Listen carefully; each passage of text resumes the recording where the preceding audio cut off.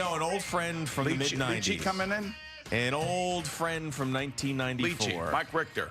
No. Oh, man. Alexei Kovalev. No, at 8:30. Lord Stanley's Cup. Oh, really? Will be joining us. Night. Touch the cup, touch the cup, touch the cup, I'll touch the cup, look at it. Yeah, I'll look at it, but I'm not going to touch it. So we'll hold it together. No, we won't. We're not going to hold anything. That's what we'll do. We'll take a picture. I don't care what you do with it, but we'll take a picture together. You on one side and then me on the other side. No. And we'll be holding it together. I just want to say something that this Game 7 against Carolina and last night were just amazing, and I just want to be realistic about everything. I came in here, or we spoke after Game 5, and that was Friday morning down at DJ's. That's right. We were all watching it, and remember I was pretty rough on a couple players who were having really tough games in this game. Yep, Frank Petrano being one of them. And one of those players was Frank Petrano, and then he came back and he played well the next two games. And I have to say, last night he made a play, and it wasn't the goal. The goal was a great goal, but he made a play on defense early on in the game that could have saved the game. And I know that's early, and I know there was a lot of hockey left to be played, and I know the Rangers played unbelievably in the second and third period, but Vetrano busted his ass all the way back and was part of, breaking up a 2-on-1 from behind and saved, what I would consider maybe a game-changing goal at that point, even though it was early. And if that kid plays that way and with that kind of desire and that kind of speed and that kind of hustle, that's what it takes to beat a team like the Tampa Bay Lightning. Now, let's all be serious here as well. Everybody talking about this game going into this game, everybody wondered whether or not the Lightning were going to be a little bit rusty after 9 days off. And I would sit here and tell you, and even Ray Ferraro said this last night, and this I like Ray. I think Ray does a really good job. Ray said this last night. He goes, John Cooper basically is worried about his goalie. He goes, he's not worried about anybody else. He's just worried about his goalie because his goalie hasn't really faced a lot of real shots and game time decision making and all that kind of stuff for 9 days. And he was off. That wasn't the Vasilevsky that we all know. So we will see him eventually in this series. But I have to say, from the young group of guys, Hedl, Kakko, and Lafreniere, who were great again last night, Tamika Zibanejad and Kreider were good last night. Panarin gets a goal last night, and Igor did his stuff. Igor, made a couple of really key saves early in this game. So I'm totally happy. I am totally pumped up, and it's not anything that like I expected. We all expected 3-2. We expected, maybe an overtime game, but the Rangers took advantage of a team that was obviously out of sorts.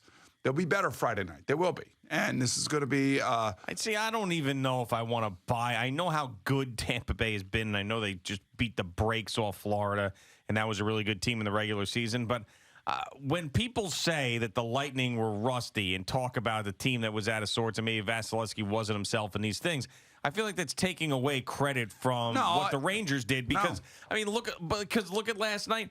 And I know you're specifically talking about Vasilevsky, but Rangers go up 1-0.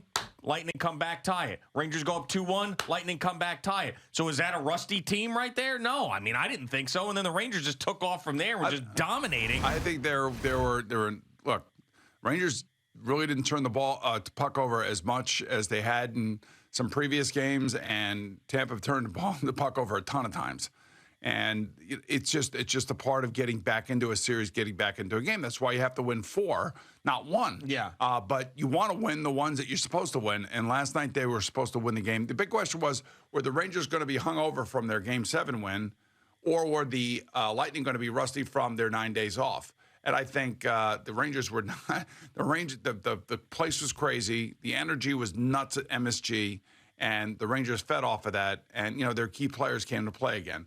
But again, I can't say enough about the back check on Frank Petrano in that first period. That to me, that exemplifies what it takes to win a Stanley Cup. It takes that effort, and you can't ever get lazy, especially against a great championship winning type team like Tampa Bay. So, believe you me, I'm excited. I love the way that third line played last night.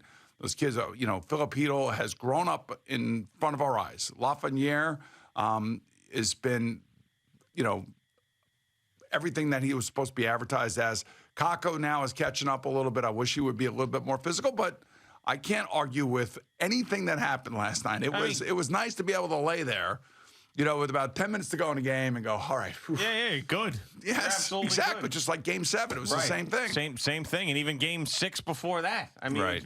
They are playing their best hockey at the absolute right time. Now, I don't know what was going on with the ice last night. Trouba falling down and Fox falling down and all this other stuff. Guys falling down just like in weird spots. But Fox did a hell of a job again at the point last night, keeping the puck in, moving around and finding seams and, getting pucks to open men. Their seam passes were good last night. And believe you me, John Cooper will be looking at all this film. He'll have his guys in there and he'll say, hey, look, this is what they do. We got to stay out of the penalty box. You can see what their power play is capable of. That's another great thing to see last night. Mika had another just unbelievable rocket of a shot for a goal. There's a lot of guys and a lot of things to like about last night, but it's one game. And there's a reason why the windshield is bigger than the rearview mirror. Oh, yes. Mike Tomlin loves that line. I love that one, too, yes. man. You're looking forward. You ain't looking back. And, you got to play with a controlled rage. I thought, there's one thing that's pretty obvious to everybody, and that's Tampa Bay is bigger, and they are much more physical than the Hurricanes. And that was evident early in the game, but the Rangers didn't back down. So I look, man, it is, it's everything I could have asked for. Yes. It's everything that the people who want the MSG could have asked for, and it's everything that every Ranger fan, this is what we wanted, this is what we were hoping for, and we got ourselves off to a really, really good start. And it's a great day for the Stanley Cup to come in here so we can take that picture with it. They're requesting that both of us touch the cup, touch the cup, touch the cup, touch the cup. That we touch hold the it cup, together. Touch the cup, touch the cup. That's what touch they the would cup, like. Touch the cup, touch the cup. The touch NHL the cup, touch the cup. would prefer that we hold it together, apparently. They said they sent us some pictures of how other people have held it and other talk shows and stuff. And they said, could you do this? Because we're going to put together a montage of all the people that are holding the cup. So I said, sure, no problem. The Boomer will be totally fine with that. How would you describe our relationship? I would say very solid. I would say that you are someone who, because you've got the 20 years on me, you at times provide a sense of stabilization. Yeah, that's a good one. Yeah, that's for sure. And there's advice there.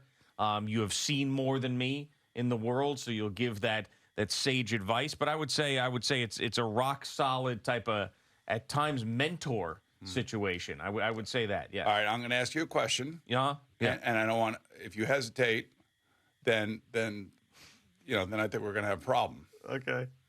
Do you love me? I of course love you, without a doubt, 100%. If you love me, and you care about me, and you believe in me, and you feel like as if I'm a mentor towards you, then you'll stop with the nonsense about me touching the cup. You'll just stop with it, because what's going to happen is you're going to annoy me, and I don't want you to annoy me. Really, honestly, I just don't want you to annoy me, and I want you to stop it right now. I want you to stop all this nonsense about me touching the cup and this and that. It was just a request from the NHL. No, the NHL knows where I stand. Yeah. Every single one of the people over there understands who I am, how I react, and how much I love the sport, how much I love the players, how much I love the action and everything else. And they also know that I understand the traditions. And that I will never touch it until touch the cup. See, this is the kind of thing that I'm talking about. So I just want you to know. But you're not one of the players. Look. No, there's no discussion. Either you love me or you don't. No, of course. No, either you love me or you don't. I do, but I just want to know, so this is one of those things where you could teach me. So I already just taught you. I love you. You love me. Don't make me do something I don't want to do. Okay. All right? That I can understand, yes. Yeah, that I can understand. You said it. You said, hey, I love you. What is? I said, I love you. That's what you just said to me. What is stronger, the presence of Rod Gilbert or the cup superstition? I'm telling you, he's here, man. What is stronger? He's here. He's here. I think. If I asked Rod, should I touch the cup? You know what Rod would have told me? Don't you touch that cup. So any Ranger fan's not allowed to touch the cup? None of us. None of us are touching anything. We're not taking anything for granted. Am I allowed to touch the cup? You're not a Ranger fan. I don't care what you do. So it doesn't matter. So me, you're an Al, Islander Eddie, fan. You do whatever you want to. Al's kind of a Ranger fan. Yeah, because he bought YouTube TV. Yes, he's into the Rangers, so he's not allowed. Ranger fan. Forget it. I just want to know the rules. I can't touch. I will not be touching the cup. You can't. No, because if then the Rangers lose, everyone would be pissed at me. I'm just saying this. Listen to me. Yeah. And I'm going to say it one more time. And we don't have a break yet, but I asked you a direct question. You didn't hesitate. No. You answered it the way that I was hoping that you were going to answer it. Yeah. And you're not going to be putting me in a very uncomfortable situation and straining our relationship. Yeah. There's a lot You do not want to strain our relationship. No, I do not want to do that. I don't. Don't put a strain on it. There's a lot of Islander fans, though, out there that probably want you to touch that cup. I don't care what Islander fans want right now. Islander fans are the furthest. Touch the cup. Are the furthest thing from my mind. So how are we going to take a picture with the cup? You're just going to lay it on the desk and then we've had it in here and before. then we'll just stand back behind it and Al, we've had it in here before, have we not? We'll do hands up. We have had it in here. So right, and it's been great. We'll just put it right there, and then we'll just go like this. It's a beautiful trophy. It's the hardest trophy to win. I don't care what anybody says. I'll get a little intimidated when it's in here. I'm going to be a little, starstruck by it. You've never seen it up close? I have. I haven't seen it in a long time. I saw it at the Hockey Hall of Fame. Yeah, but you're going to have you all right. You are going to have it. You're going to have an intimate moment with it today. Yes. Yeah. So I mean, I have a picture with me with the cup when I'm like 12 years old, but I haven't seen it since. I haven't seen it. Right. So these are things, and I know you guys are idiots because Al sends me, the cup's going to be in tomorrow. And I said, you better hope I'm happy. And I am very happy this morning. I'm really just stoked about what happened last night. And by the way, just like a little lead into it, the Mets had a little nice tidy 5-0 victory. Awesome. Winning 6 in a row. Now they go on the road, and this is this little period that we were talking about. Let's see what happens here. And I'm giddy. I'm like, I don't know what to do with myself right now. And one more thing I have to mention, because it's just really, really unfortunate that people don't understand you. Is I'm having a little fun with you touching the cup, but I understand where you're coming from. Other people do not. There was a group text message flying around last night in the middle of this Ranger game that had nothing to do with the Ranger game, which was disrespectful in my opinion. 100% disrespectful. Yeah. Sales guy group text message. About reads in the middle of the game. I'm like, what the F are we doing here? Yeah, just terrible job. So I did not participate in the thread. Of course you didn't. I know. I first thing I looked at was not what the text message said, but rather if you were on the text message, who was in the group. And then when I saw you were in the group, I was like, oh my God, that is ballsy.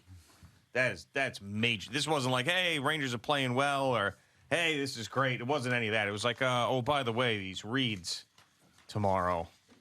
It's like, oh, God. Boomer's going to kill this guy. Yeah, well, Go screw. I responded this morning. You did. It said, what type of freak Go screw. would be sending a text message like that out? Obviously not a Rangers fan. Yeah, obviously. Loser. Loser. 100% loser. Big loser. Thank you for watching. Please like, comment, and subscribe. And don't forget to hit the red bell so you're notified when we have new content.